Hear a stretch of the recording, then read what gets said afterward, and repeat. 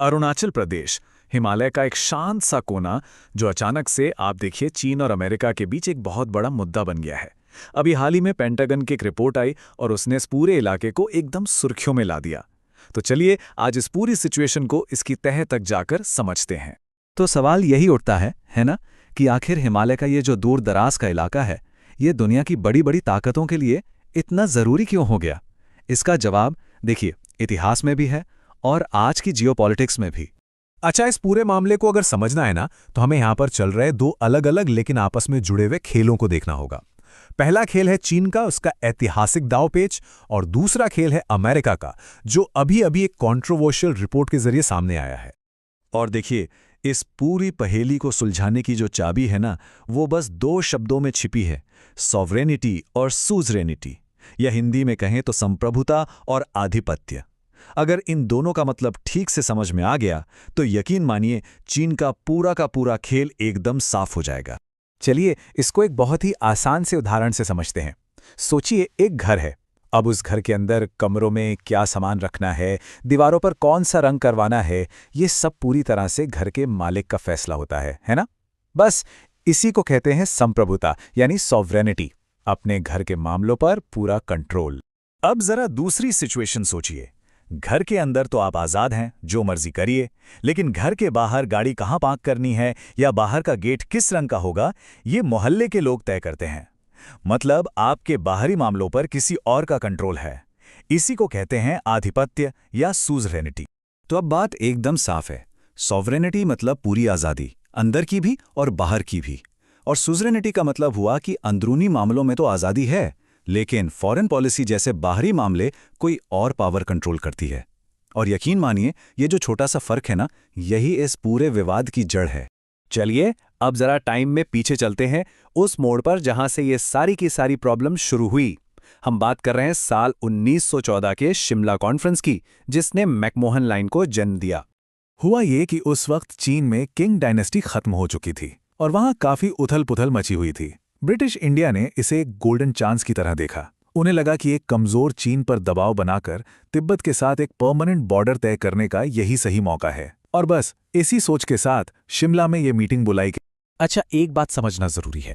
इस कॉन्फ्रेंस से पहले तक चीन की ऑफिशियल पॉलिसी ये थी कि तिब्बत पर उसका आधिपत्य है, यानी सूजरेनिटी।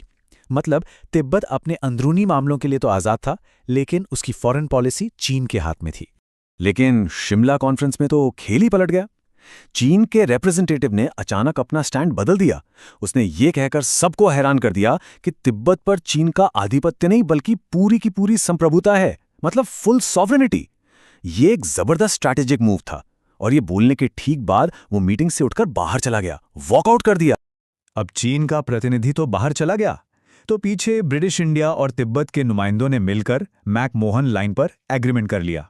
लेकिन चीन अपने ही दांव में फंस गया। 1914 का वो बयान और फिर 1950 में तिब्बत पर उसका कब्जा, इन दोनों ने मिलकर उसे एक ऐसे लीगल ट्रैप में फंसा दिया जिससे वो आज तक बाहर नहीं निकल पाया है। तो यहाँ चीन की दुविधा को जरा ठीक से समझते हैं। देखिए, अगर वो मैकमोहन लाइन को मान लेता है तो इसका सीधा मतलब ये हुआ कि उसने मान लिया कि तिब्बत एक आज़ाद देश था जो संधि कर सकता था। इससे तिब्बत पर उसकी सॉवरेनिटी का दावा कमजोर पड़ जाता है। और अगर वो इसे नहीं मानता तो उसे एक ऐसी ऐतिहासिक बॉर्डर को चैलेंज करना पड़ता है जो जमीन पर तो मौजूद है। मतलब वो ना तो इससे निगल सकता है और ना ही उगल सकता है। फंस गया। और इसी कानूनी जाल में फंसे होने की जो फ्रस्ट्रेशन है ना, वो आज चीन की हरकतों में साफ साफ दिखती है। चाहे वो अरुणाचल को अपने मैप में दिखाना हो, या वहां के लोगों को वीजा देने में नाटक करना हो, या फिर बॉर्डर पे लगातार छोटी मोटी हरकतें करते रहना हो, ये सब उसी फ्रस्ट्रेशन का नतीजा है। चलिए अब कहानी के दूसरे हिस्से पर आते हैं, यानी कि अमेरिकी एंगल। हाल ही में पेंटागन की एक रिपोर्ट ने इस पूरे मामले में एक नया और काफी कंट्रोवर्शियल मोड़ ला दिया है। इस रिपोर्ट का जो सबसे बड़ा दावा है वो ये कि चीन अब अरुणाचल प्रदेश को अपना कोर इंटरेस्ट मानता है। अब ये कोर इंटरेस्ट क्या चीज है? इसका मतलब होता है एक ऐसा मुद्दा जो नॉन नेगोशिएबल है, जिस पर कोई बातचीत नहीं हो सकती। चीन इसे किसी भी कीमत पर अपना हिस्सा मानता है, ठीक वैसे ही जैसे वो ताइवान को मानता है। लेकिन यहां एक पेंच है। इस रिपोर्ट पर शक करने की कई वजहें हैं। सोर्सेज बताते हैं कि भाई चीन ने तो ऐसी कोई ऑफिशियल अनाउंसमेंट की ही नहीं है, और मजे की बात यह है कि पेंटागन के अलावा दुनिया में किसी और को इस सो कॉल्ड कोर इंटरेस्ट के बारे में पता ही नहीं चला। तो सवाल ये उठता है कि ये जानकारी सिर्फ और सिर्फ अमेरिका से ही क्यों आ रही है? अब जो एनालिसिस है वो ये कहता है कि इस रिपोर्ट के पीछे अमेरिका के अपने कुछ इरादे हो सकते हैं। हो सकता है उसे इस बात का डर हो कि रूस, इंडिया और चाइना का जो ग्रुप है वो मजबूत हो रहा है। और सोचिए, अगर चीन से खतरा वाली बात ही खत्म हो गई तो भारत को अमेरिकी हथियारों की बिक्री भी तो कम हो जाएगी। और हाँ, अमेरिका इस बात से भी थोड़ा परेशान है कि भारत अब अपनी फॉरेन पॉलिसी पूरी तरह से इंडिपेंडेंट होकर चला रहा है। सोर्स में अमेरिका के बर्ताव की तुलना एक ऐसे दुकानदार से की गई है जो इस बात से परेशान है कि अरे, मेरे ग्राहक कहीं और से सामान क्यों खरीद रहे हैं। मतलब साफ है कि अमेरिका को अपना बिजनेस और अपना दबदबा खोने की चिंता सता रही है। और सबसे दिलचस्प बात तो यह है कि चीन ने खुद इस रिपोर्ट को खारिज कर दिया है। चीन का कहना है कि ये रिपोर्ट इंडिया और चाइना के बीच जो रिश्ते सुधर रहे हैं उनमें टेंशन पैदा करने की एक कोशिश है। ये बहुत ही अनयूजुअल बात है, क्योंकि ऐसा बहुत कम होता है कि चीन इंडिया से जुड़े किसी मुद्दे पर किसी अमेरिकी रिपोर्ट को सीधे सीधे रिजेक्ट कर। तो कुल मिलाकर हम देख रहे हैं कि एक ही जगह पर दो अलग अलग खेल चल रहे हैं। एक तरफ है चीन का ऐतिहासिक सिरदर्द और दूसरी तरफ है अमेरिका की मॉडर्न स्ट्रैटेजी, और इन दोनों के बिल्कुल सेंटर में है अरुणाचल प्रदेश।